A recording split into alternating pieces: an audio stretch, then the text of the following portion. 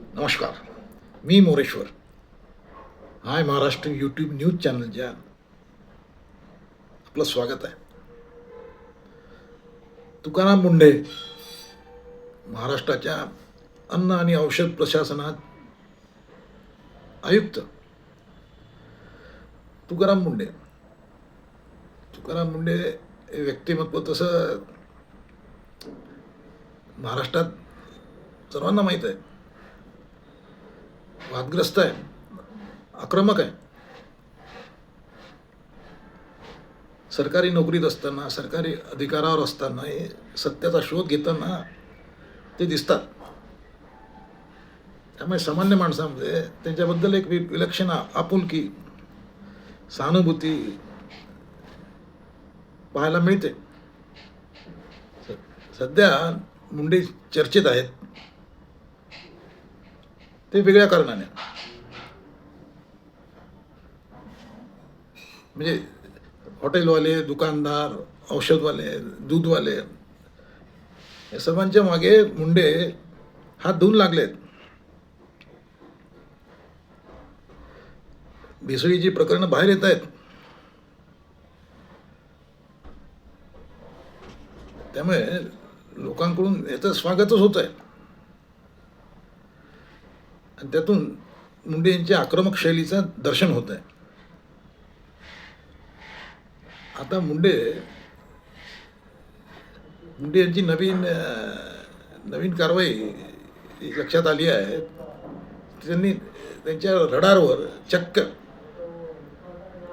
Superstar Shahrukh Khan, Ajay Devgan, tiger Shroff यासारखी फिल्मी star मंडळी याच्या मुंडेंच्या रडारवर आलेली आहेत असं दिसतंय.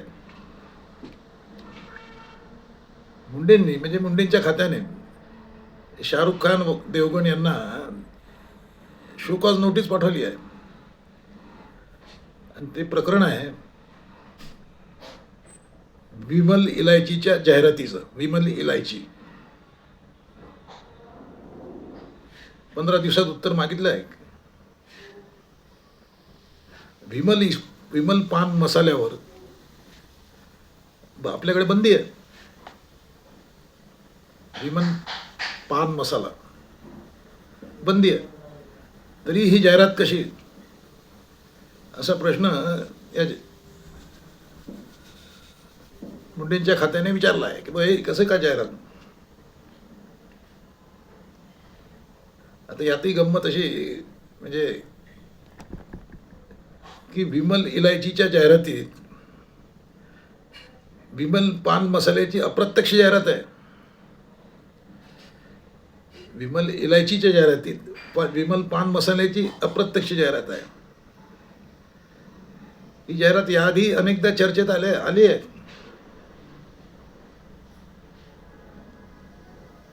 आता पुन्हा एकदा चर्चेत आली आहे. त्यामुळे आता 15 दिवसात शाहरुख खान वगैरे यांना उत्तर द्यावं लागेल. ते काय उत्तर देतात ते पाहायचं आपण. पण या निमित्ताने मुंडे यांच्या रडारवर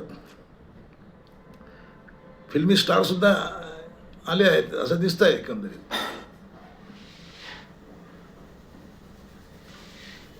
पण ते काय नियमात बसत नसेल तर मुंडे त्यांना सोडणार नाही. कारण मुंडेंचा आतापर्यंत रेकॉर्ड पाहिला तुम्ही तर मुंडेंना जे नियम मोडतात अशा लोकांची टक्कर घेण्यात मोठा आनंद वाटतो. इथे तर भेसळीची प्रकरण आहेत.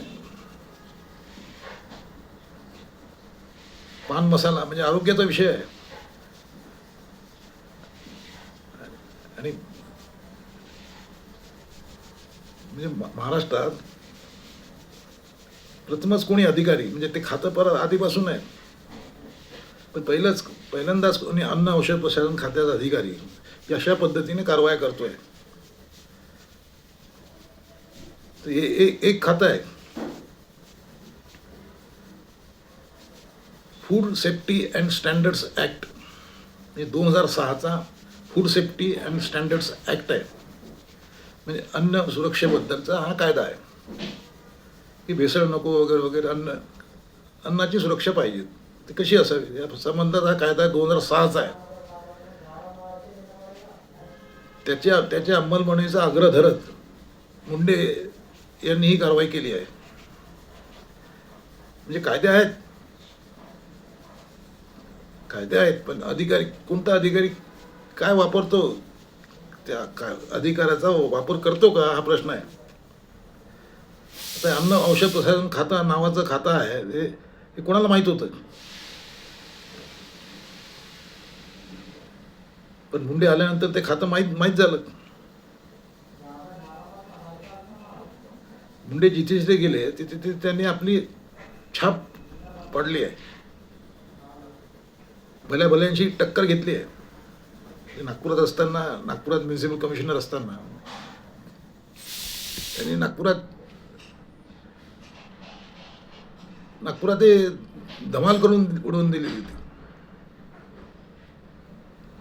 आता इथे त्यांचं आता सुपरस्टारशिप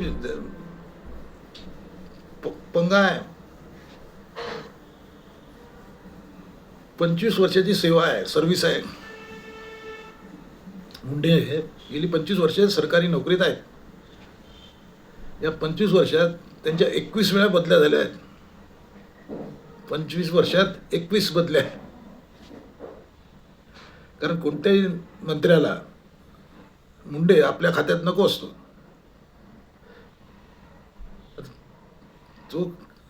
तो तलवार चालवायला लागला आहे मुंडे, तर हे मंत्री काय करतील. ते बोलती बंद होईल मंत्र्यांची. त्यामुळे कोणताही मंत्री त्यांना आपल्याकडे ठेवत नाही. नियुक्ती झाल्यावर लगेच बदलीची ऑर्डर निघते. 21 वर्षात 25 बदल्या आहेत. आता इथे अन्न औषध प्रशासन जे आहे, ज्यात आले आहेत मुंडे, त्यांना काही महिने झालेले आहेत. आणि दर 2 दिवसांनी त्यांच्या बदलीची अफवा उठते. की बदली होते मुंडे जात आहेत. म्हणजे त्यांच्याच खात्यातले अधिकारी कर्मचारी ते शर्यत लावतात की साहेबांची बदली आता पहा, पुढच्या महिन्यात बदली साहेब जाणार. पण साहेब अजूनही टिकून आहेत. आपली माहिती अशी आहे की तुकाराम मुंडेंना मुख्यमंत्री देवेंद्र फडणवीस यांचा पाठिंबा आहे, अभय आहे की तुम्ही कारवाई करा, आम्ही ढवळाढवळ करणार नाही, सरकारी ढवळाढवळ करणार नाही. तुम्हाला मुक्त अभय दिलेलं आहे. त्यामुळेच पूर्ण मोकळीक मिळाल्याने मुंडे मुकाट सुटलेले दिसत आहेत. आता मुंडेंचा हा रथ किती फिरतो आणि कुठून कोणाच्या अंगावरून जातो ते आपण पाहायचं. किती टिकतील आता मुंडे या खात्यामध्ये. कॉमेंट करा. नमस्कार.